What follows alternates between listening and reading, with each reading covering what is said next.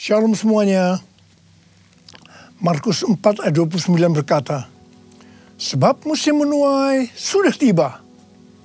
Sebab musim menuai sudah tiba. Penuaian jiwa yang terbesar dan yang terakhir sebelum Tuhan Yesus datang sudah terjadi.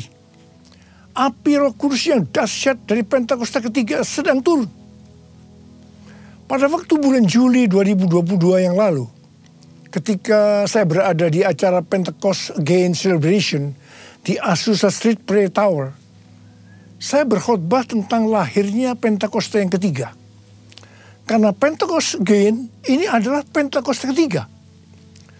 Di situ saya menerangkan bahwa bukan saya yang menciptakan Pentakosta yang ketiga, melainkan saya yang menyimpulkan atau menyusun kepingan-kepingan atau puzzle pewahyuan yang Tuhan berikan dan telah singkapkan kepada banyak hamba Tuhan. Bagian saya, Tuhan memberitahu akan terjadinya pencurahan Roh Kudus yang dahsyat di zaman ini, yang namanya adalah Pentakosta ketiga. Jadi pada waktu awal tahun 2009, Tuhan berbicara kepada saya dengan sangat serius dari Wahyu 3 ayat 11 bagian A. Aku datang segera. Aku datang segera. Saya gemetar dan bertanya kepada Tuhan. Tuhan, apa yang akan Tuhan lakukan? Dan apa yang harus saya kerjakan? Sekitar 6 bulan kemudian, Tuhan baru menjawab pertanyaan saya dengan berkata, aku akan mencurahkan rohku. Aku akan mencurahkan rohku, kata Tuhan. Pada saat aku mencurahkan rohku, maka akan terjadi seperti Yoel 2 ayat 28 sampai dengan 32. Tahun 2013, Tuhan memberikan nama tentang pencurahan Roh Kudus ini sebagai Pentakosta ketiga. Pada tahun 2013, dalam Empower 21 Asia di SICC, pesan tentang Pentakosta ketiga ini untuk pertama kalinya dikumandangkan. Saya bertanya kepada Tuhan, Tuhan, berikan kepada saya pengertian tentang Pentakosta ketiga ini. Kemudian Tuhan memberikan 5 pengertian apa yang dimaksudkan dengan Pentakosta ketiga.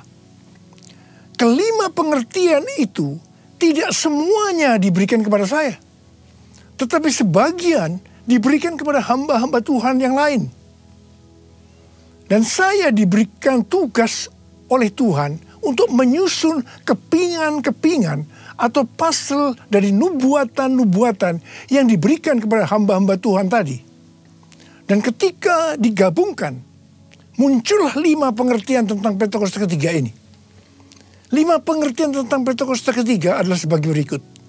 Yang pertama, Pentakosta ketiga adalah pencurahan Roh Kudus yang dahsyat di zaman ini, melebihi yang terjadi di Azusa Street. Ini berasal dari William Seymour.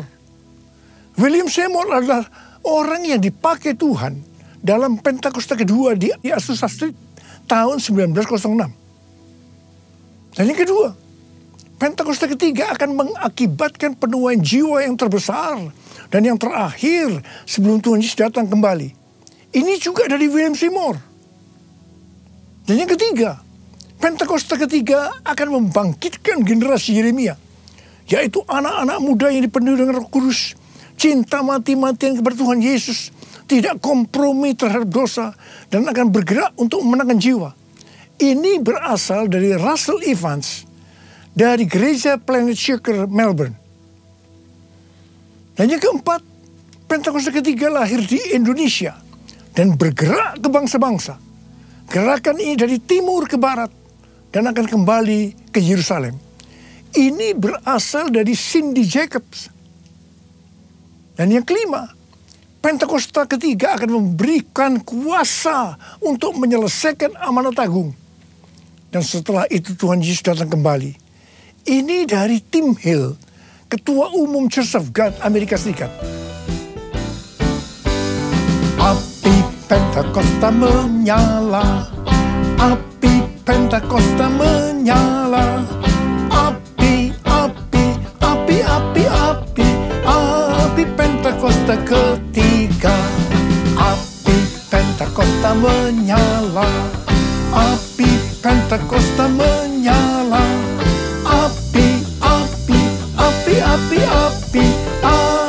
Pentakosta ketiga, api Pentakosta ketiga, api Pentakosta ketiga.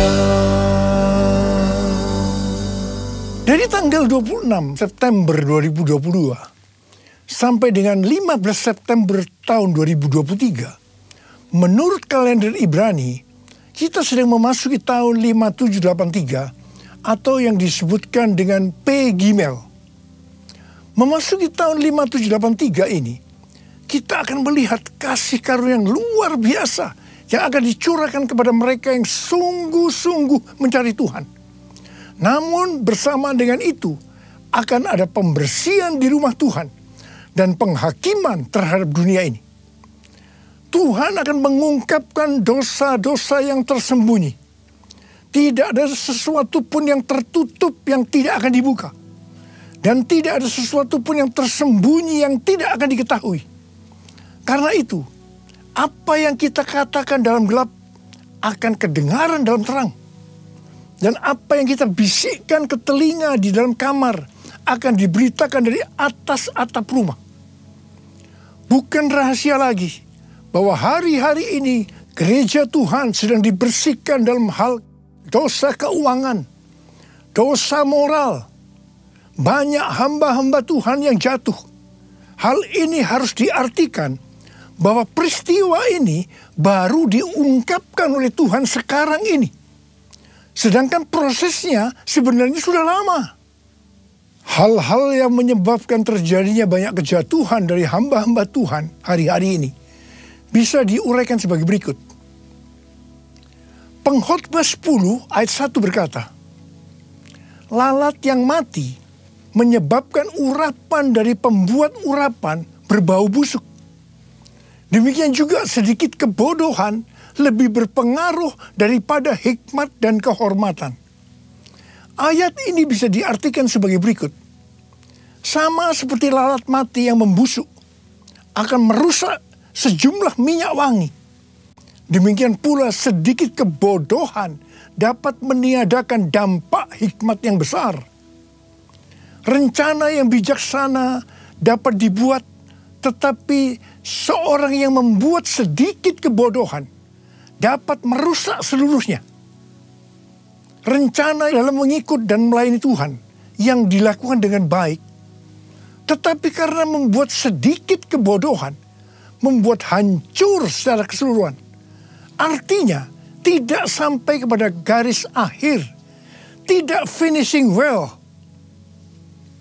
Yang dimaksudkan sedikit kebodohan di sini bisa diartikan bukan melakukan sesuatu pelanggaran yang besar, tetapi pada mulanya mengabaikan hubungan mereka dengan Tuhan. Sedikit demi sedikit akan merampas kasih, keintiman, kebijaksanaan, tekad yang mereka miliki, sehingga hal itu membuat mereka tidak setia kepada Tuhan. Dan tiba-tiba kehancuran datang. Harap digarisbawahi, jangan sampai mengabaikan hubungan dengan Tuhan. Pengabaian apa saja yang biasanya dilakukan dalam hubungannya dengan Tuhan? Yang pertama, tentang doa. Sejak dulu banyak orang yang mengukur kemajuan kerohanian kita dengan rutinitas waktu doa setiap hari. Tetapi hal ini tidak mengubah karakter kita. Kita bisa bersaat teduh, tetapi tanpa keintiman dengan Tuhan. Yang kedua, iblis kalau tidak bisa membuat kita menjadi jahat, maka dia akan membuat kita menjadi sibuk, semakin sibuk. Ada hamba Tuhan yang berkata bahwa kesibukan menghancurkan hubungan kita dengan Tuhan. Kalau kita lebih merasa senang pada waktu kita melayani pekerjaan Tuhan daripada waktu kita berada dalam hadirat-Nya, sebenarnya kita sedang melakukan sesuatu kompromi. Meskipun kelihatannya kualitas kerohanian kita hebat, dan seiring dengan waktu, kepura-puraan akan mengikat kita. Kepura-puraan akan mengikat kita. Dan tiba-tiba kehancuran datang. Yang ketiga, melayani pekerjaan Tuhan.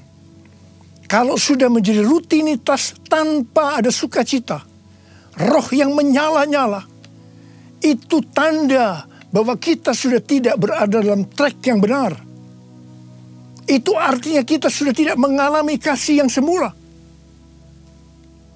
Kalau kita melihat pelayanan jemaat di Efesus, sebenarnya bagus sekali. Dikatakan mereka rajin, tekun, tidak dapat menerima pelayan yang pura-pura. Mereka sabar dan mau menderita karena nama Yesus. Mereka tidak mengenal lelah. Mereka membenci perbuatan pengikut Nikolaus yang juga Tuhan benci. Pengikut Nikolaus ini mengikuti pengajaran yang berkata bahwa percabulan tidak mempengaruhi keselamatan di dalam Kristus. Hal ini bertentangan dengan kebenaran firman Tuhan. Meskipun pelayanan mereka bagus, tetapi Tuhan berkata kepada mereka, "Aku mencela engkau karena engkau telah meninggalkan kasihmu yang semula." Mungkin ada di antara kita yang seperti jemaat di Efesus, yang melayani Tuhan dengan bagus, tapi tanpa kasih yang semula. Tuhan berkata, "Sebab itu, ingatlah betapa dalamnya engkau telah jatuh. Bertobatlah dan lakukan lagi apa yang semula engkau lakukan. Jika tidak demikian, aku akan datang kepadamu dan akan mengambil kaki dianmu dari tempatnya, jikalau engkau tidak bertobat." Ingat saudara, bagaimanapun bagusnya kita melayani pekerjaan Tuhan, sekali lagi, melayani pekerjaan Tuhan, tetapi kalau tidak didasarkan pada kasih yang semula, maka Tuhan akan berkata, "Betapa dalamnya engkau telah jatuh. Bertobat, bertobat, bertobat."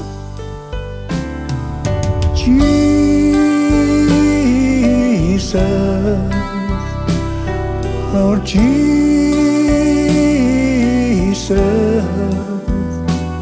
Lord Jesus, you're my first love. How I love you. Oh, how I love you, Jesus, Lord Jesus,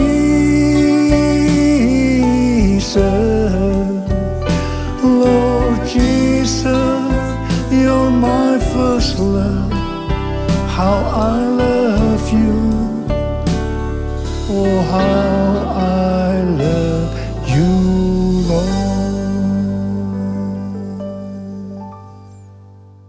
1 Yohanes 5 ayat 16 dan 17 berkata, "Kalau ada seorang melihat saudaranya berbuat dosa, yaitu dosa yang tidak mendatangkan maut, hendaklah ia berdoa kepada Allah, dan Dia akan memberikan hidup kepadanya, yaitu mereka yang berbuat dosa yang tidak mendatangkan maut." Ada dosa yang mendatangkan maut. Tentang itu, tidak kukatakan bahwa ia harus berdoa. Semua kejahatan adalah dosa, tetapi ada dosa yang tidak mendatangkan maut. Dosa yang tidak mendatangkan maut, itu adalah dosa yang diakui. Sedangkan dosa yang mendatangkan maut adalah dosa yang tidak diakui. Dosa yang tidak mau diakui di hadapan Tuhan akan mengeraskan hati kita. Hati yang keras lama-kelamaan tidak akan peka terhadap suara Roh Kudus. Dan itu ujungnya adalah maut. Ujungnya adalah maut. Tetapi kalau kita bertobat dan mau mengakui dosa kita, meskipun itu berat dan sangat memalukan, itu tidak akan mendatangkan maut. Sebagai contoh dalam Alkitab adalah Daud.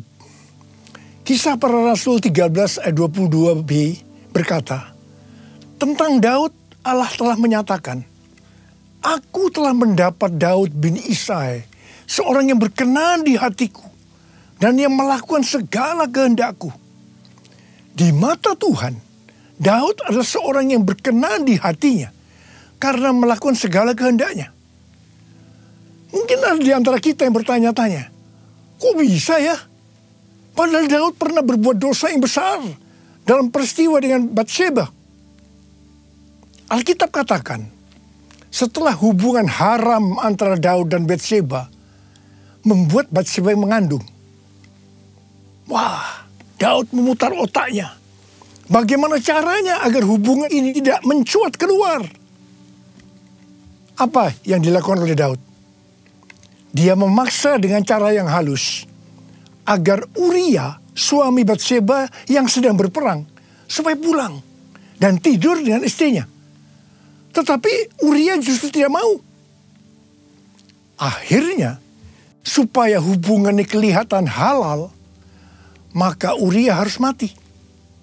Agar Daud bisa mengawini Batsheba secara syah, bukan karena hubungan yang haram.